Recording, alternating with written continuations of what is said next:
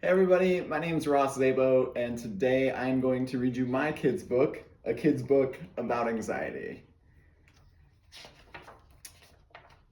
Right, so the dedication is to my students at Geffen Academy. I'm forever inspired by your strength. Kids learn about their physical health from a really young age. They learn about their body, how much water they should drink, what they should eat, and who to go to when they feel sick. We don't teach them the same kind of skills with their mental health. We often wait until they're much older or until something is clearly wrong to start a conversation about how to take care of their emotions. When most people hear the words mental health, they tend to think of a person who has a problem. However, mental health isn't having a problem.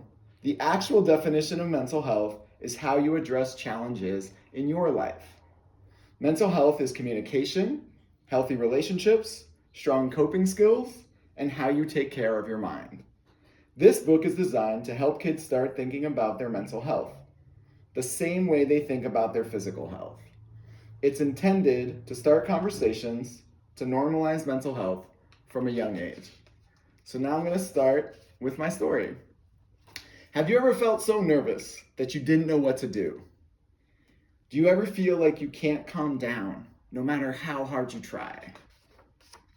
This is a book about the difference between feeling nervous sometimes and having anxiety. This is something I know a lot about because I've felt anxiety many times in my life. The story I'm going to tell is about how hard it is to feel anxiety and how to build some skills if you or anyone you know ever feels this way. My name is Ross.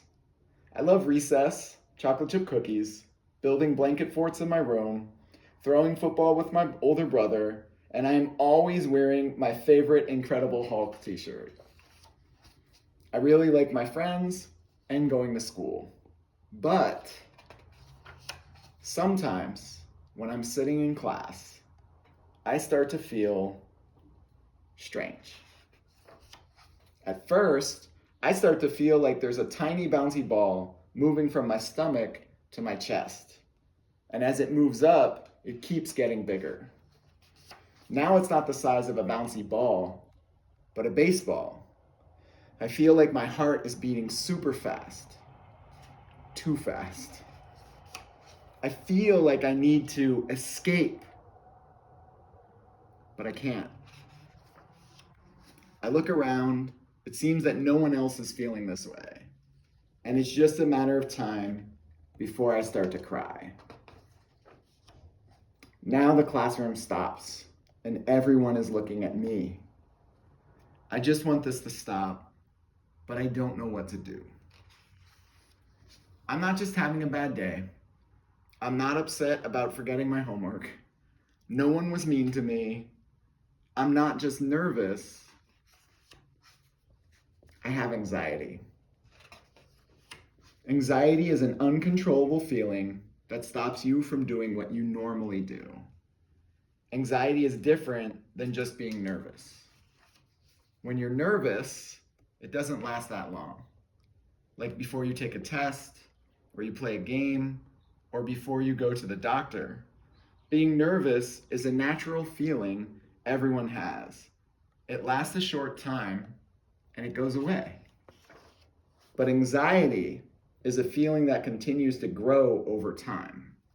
It makes you feel powerless, scared, overwhelmed, and frustrated. Anxiety makes kids' lives really hard. Anxiety doesn't just go away on its own. So let me tell you my story again, but this time just a little bit different. I still like cookies and forts, football, and the Hulk, and I also like my friends and going to school. And sometimes when I'm in class, I start to feel like there's a tiny bouncy ball moving from my stomach to my chest. And as it moves up, it keeps getting bigger.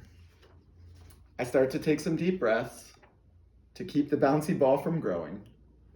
The breaths help slow it down, but now my heart is beating super fast. I close my eyes and try to focus on feeling my breath run through my chest. Now I feel warm, like I'm starting to sweat. I focus on one spot on my desk. I stare at the spot and try to block out everything else that is happening. I feel like my heart isn't racing as fast and my body isn't as warm.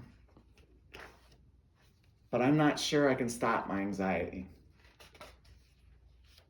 I raise my hand and ask to go to the bathroom. When I get outside of the room, I start to cry a little bit, but not as much as other times. I walk to the bathroom and I continue to take deep breaths. Eventually, I return to class. After school, I tell my parents I had to leave a class today because I couldn't stop my anxiety. My parents told me they support me doing what I need to do to take care of myself. Can you tell the difference between the two stories? In the first one, I didn't know what to do, and my anxiety takes over. But in the second one, I have some skills to help with anxiety. I learned those skills from a counselor. It's someone I talk to about my anxiety who helps me learn how to make sure it doesn't get out of control. I'm learning to talk to people I trust about anxiety. I have anxiety.